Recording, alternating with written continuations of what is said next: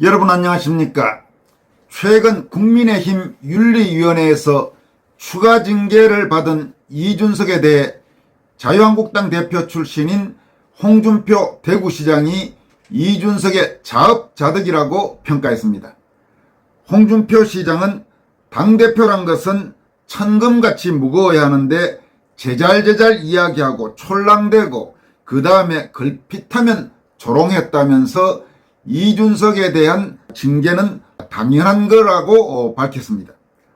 홍준표 시장은 최근 대구시장 취임 100일 기자간담회에서 이준석 징계에 대한 의견을 묻는 질문에 대해서 표현의 자유도 있지만 징계의 자유도 있다. 표현의 자유는 내재적인 한계가 있어서 타인의 권리를 침해하거나 타인의 법익을 침해할 때는 그건 범죄가 된다. 자기만 표현의 자유 있다고 주장하지만 그 표현의 자유의 침해를 받아서 명예를 훼손당하거나 그렇게 한 사람은 가만히 있어도 되겠는가? 그게 표현의 자유의 내재적인 한계라고 말했습니다. 홍 시장은 이어서 그런데 지금 자기가 할 말을 다 마음대로 해놓고 그 말이 상대방이나 명예를 훼손당하고 온갖 법익의 침해를 다 당했는데 그걸 자기만 표현의 자유라고 주장을 해버리면 어떻게 하는가? 그럼 그 조직에서는 징계의 자유가 있다. 그래서 그거는 표현의 자유라고 주장을 해서 나는 지난번에 보면서 개고기 팔았다, 신군부 같다. 그건 중징계감이다. 그 말을 해서는 안 되는 말이라면서 이준석에게 직격탄을 날렸습니다. 홍 시장은 또 지난 대선 때 국민의 절반이 그럼 전부 개고기 팔았네. 그걸 갖다가 어떻게 비유고 상징이고 이렇게 해서 자기 표현의 자유를 내세울 수가 있는가? 전 국민의 반을 개고기 산 사람밖에 취급을 안 한 거다. 그러니까 나는 징계 대상이 된다고 본다고 이준석에 대한 징계가 정당하다고 평가했습니다. 그러니까 지금 이준석이 지난번에 당원권 정지 6개월 징계를 받았고 최근에 추가로 당원권 정지 1년, 그러니까 합쳐서 당원권 정지 1년 6개월의 징계를 받아서 2024년 1월까지 당원권이 정지돼 있죠. 그러니까 2024년 4월에 다음 총선이 있으니까 어차피 이준석은 이제 국민의힘 공천을 받고 다음 총선 출마하는 것은 사실상 불가능하게 된 상태입니다. 홍 시장은 또 자신이 이준석에게 좀 억울해도 참아라. 내가 언론의 인터뷰도 좀 줄이라고 했다. 아침마다 나가서 떠들고 당대표 할 때도 그랬다. 너무 심하지 않느냐. 당대표란 것은 진짜 천금같이 무거워야 하는데 제잘제잘 이야기하고 촐랑대고 그 다음에 걸핏하면 조롱하고 라며 이준석이 지금까지 보여온 행태를 비판했습니다. 그는 또 그렇게 하니까 야 저러다가 사고 나겠다. 내 그렇게 하지 말라고 몇 번 공개적으로 하고 개인적으로 친하다. 그렇게 하지 마라. 이제 당대표다. 좀 무겁게 처신해라. 그리 했는데도 자업자득이다. 그래서 나는 거기에 대해서는 관여도 안 할 뿐더러 신경도 안 쓰겠지만 그렇게 당대표가 되면 그렇게 처신하면 안 돼. 당대표가 되면 이 대표가 처신을 잘못한 것이라고 평가했습니다. 홍 시장은 또 이날 기자간담회가 대구시장 취임 100일과 관련된 기자간담회였기 때문에 본인이 대구시장이 된 뒤 대구의 변화가 느껴지느냐는 질문에는 중앙부처 태도가 달라졌다. 장차관 만나기가 어려웠는데 편하게 만나고 그분들이 도와주려고 대구로 내려오기도 한다고 말했습니다. 그러니까 전임 대구시장은 장차관을 만나기도 어려운데 아무래도 홍준표 시장의 경우는 집권 야당 대표도 했고 또 국회의원도 몇 차례 했기 때문에 장차관들을 만나기가 과거보다 훨씬 쉽다 이렇게 지금 평가했습니다. 그는 또 대구시 공무원들이 상당히 우수하다고 느꼈다. 일을 정해주면 추진하는 게 신속하고 정확하고 빠르다면서 모든 책임은 내가 진다고 하니 공무원들이 편하게 일을 하고 있다고 말했습니다. 홍 시장은 대구 경북 통합 신공항 건설, 군부대 외곽 이전, 청사 이전 등에 따른 개발 등을 통해서 향후 20년 동안 약 100조 원의 토목공사 수요가 발생할 것으로 추산된다면서 대한민국 메이저 건설회사들의 관심이 대구로 몰리게 될 것이라고 말했습니다. 그는 또 시장 임기를 마칠 때까지 준공식을 하는 곳은 하나도 없을 수 있지만 임기 중에 준공식에 가서 업적을 자랑할 생각은 추호도 없다고 말했습니다. 홍준표 시장에 대해서는 이런저런 여러 가지 평가가 있을 수 있지만 아마 대구시장으로서 일은 잘할 겁니다. 과거 경남지사 때 일을 한 것들 보면 그렇고 홍준표 시장이 여러 가지 평가가 있습니다만 적어도 그런 능력은 확실히 있는 정치인입니다. 그리고 아마 공무원들을 장악도 잘할 거고 또 그러면서도 이번 기자회견에서도 대구시 공무원들을 평가한 것처럼 일정 부분 사기를 진작하는 그런 일도 비교적 잘할 겁니다. 전임 대구시장들보다는 홍준표 시장이 아마 대구의 발전에는 상당히 도움이 되는 시장이 될 가능성이 높아 보입니다. 다음으로 살펴볼 소식은 지금 현재 집권여당의 원로 정치인 중에 한 명인 이인재 전 의원이 바로 이 이준석 또 이준석의 멘토로 불리는 유승민에 대해서 혹독하게 비판한 내용을 한번 살펴보겠습니다. 먼저 이인재 전 의원은 이준석과 관련해서 다음과 같이 밝혔습니다.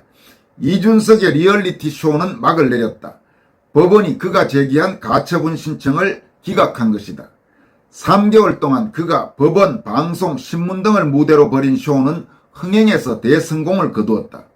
그와 그를 추종하는 사람들에게는 환호의 시간이었지만 여당인 국민의힘과 윤석열 정부에게는 우울하고 초조한 시간이었다. 그러나 실체가 아닌 쇼는 끝나게 되어 있다. 이준석의 소극은 어디에서 비롯된 것일까? 소극은 웃는다고 할 때 소자하고 연극할 때 극자입니다. 아주 간단하게 설명할 수 있다. 그는 자유보수 우파의 가치관을 가진 인물이 아니었다. 그는 공개적으로 통진당 대선 후보 이정희를 가장 존경하는 정치인이라고 고백한 바 있다. 또 정의당의 대표적 인물 노회찬을 위해 눈물을 흘렸다. 그는 그저 자유보수 우파의 가치관과 거리가 있는 사람이 아니라 상극의 가치관으로 무장된 사람이다. 뻔히 그런 줄 알면서 그를 국민의힘 대표로 밀어붙인 세력은 좌파 세력이 아니라 보수 세력이었다. 이런 아이러니가 어디에 있을까? 특히 보수 언론과 언론인들의 보수주의를 구할 메시아가 이준석이라고 떼창을 불렀다. 그 떼창이 지지율 바닥에 있던 이준석을 대표로 밀어올렸다. 마치 풍선이 부풀어 오르는 것 같았다. 지금 이 부분 굉장히 뼈아픈 지적입니다. 이준석은 애당초 비좌파 정당, 소위 자유우파 또는 보수우파 정당의 대표가 돼서는 결코 안 되는 인물이었습니다. 그런데 바로 지난 전당대회에서 지금 이인재 전 의원이 지적한 대로 좌파는 물론이고 소위 보수 세력의 언론인이 하는 사람들이 이준석을 노골적으로 띄워 올린 겁니다. 그게 바로 지금까지 이 같은 이 난장판의 중요한 배경이 됐습니다.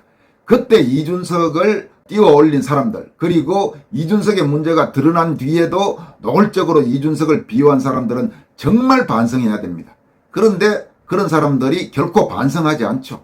그게 지금 대한민국의 서글픈 현실입니다. 이인재 전 의원의 지적을 이어가도록 하겠습니다. 그는 대표가 되어 자기는 문정권을 공격하지 않겠다고 선언했다.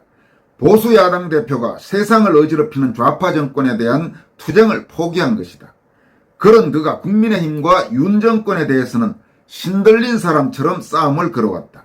이것이 그가 벌인 리얼리티 쇼다. 쇼가 막을 내렸지만 국민의힘의 시련은 끝이 아니라 지금부터가 시작이다. 국민들은 국민의힘이 새롭게 태어나는 모습을 냉정하게 지켜볼 것이기 때문이다.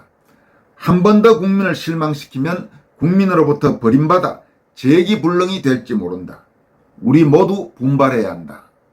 이인재 전 의원은 또 이준석의 정치적 멘토로 흔히 불리는 유승민에 대해서 지금까지 행적을 통렬히 비판하면서 지금 그대에게 정치적 적은 윤석열 정권인가 아니면 민주당인가라고 직격탄을 날렸습니다. 이인재 전 의원은 이렇게 밝혔습니다. 흔히 유승민을 이준석의 정치적 대부로 상정한다. 나는 그 둘의 관계에 별 관심이 없다. 그런데 이준석이 당과 대통령을 흔들다가 당원권 정지 1년이 추가되자 유승민이 난데없이 윤석열 당원도 똑같이 징계해야 한다고 주장한다. 아무리 화가 나도 어느 정도 앞뒤가 맞는 말을 해야 하는데 하도 어처구니 없는 주장이라 쓴웃음만 나온다. 보자. 그는 박근혜 정권을 붕괴시키는데 앞장서서 혁혁한 공을 세웠다. 그때 그는 박근혜 퇴장 후 생길 권력의 진공 상태를 어떤 권력이 메꿀 것으로 상상했을까? 자신이 정권을 잡을 수 있다고 판단했을까? 자신이 아니면 반기문이라도 대통령이 될 것으로 생각했을까? 설마 좌파 세력이 정권을 잡아도 상관없다고 자위했을까? 그가 무슨 배짱으로 그런 선택을 했는지 나로서는 알 길이 없다. 지금 이 부분은 바로 유승민이 박근혜 탄핵 정변에 아주 노골적으로 나선 부분을 비판하는 거죠. 도대체 뭔 생각을 하고 그따위 짓을 했냐, 지금 이렇게 질타한 겁니다. 아무튼 문재인 주사파 정권이 그 진공 상태를 치고 들어와 5년 동안 나라와 국민을 대혼란에 빠뜨렸다. 이제 윤 정권이 그 혼란을 수습하려 안간 힘을 쓰고 있다. 겨우 집권 5개월이다. 그런데 그는 그 정권에 대해 또다시 칼을 겨눈다. 민주당이 틈만 나면 윤 정권 탄핵을 들먹이는데 그가 민주당에 동조하고 나선 것이다. 사람은 누구나 과오를 범할 수 있다. 하지만 똑같은 과오를 되풀이해서 되겠는가? 정치는 적과 동지를 구분하는 일로부터 시작된다. 진심으로 그에게 묻는다. 지금 그대에게 정치적 적은 윤 정권인가 아니면 민주당인가? 이렇게 이인재 전 의원은 유승민에 대해서 강도 높게 비판했습니다. 이인재 전 의원이 유승민에 대해 그대 정치적 적은 윤석열 정권인가 아니면 더불어민주당인가 이렇게 물었습니다만은 최근에 유승민이 하는 행동을 보면 정치적 적은 더불어민주당이 아닌 것 같죠, 그죠? 윤석열 정권을 마치 무너뜨려야 된다는 듯이 지금 행동하고 있는 게 바로 유승민입니다. 5, 6년 전 박근혜 대통령에게 했던 바로 그 짓처럼 말입니다. 그래서 유승민 같은 사람은 절대로 정치적으로 기세등등하게 하면 안 되는 겁니다. 저런 정치 세력은 철저하게 짓밟아야 하는 겁니다. 다시는 재기할 수 없도록. 과거에 그렇게 했어야 되는데 슬그머니 당에 복귀할 수 있도록 해줬죠. 그 당시로서는 물론 이제 총선을 앞두고 한 명이라도 더 늘려야 된다, 뭐 그런 판단 때문이었던 것 같습니다만은 결과적으로 그 판단은 대단한 실패였습니다. 다시는 그런 잘못을 되풀이해서는 안 될 것입니다. 여기까지 하겠습니다. 여러분 고맙습니다.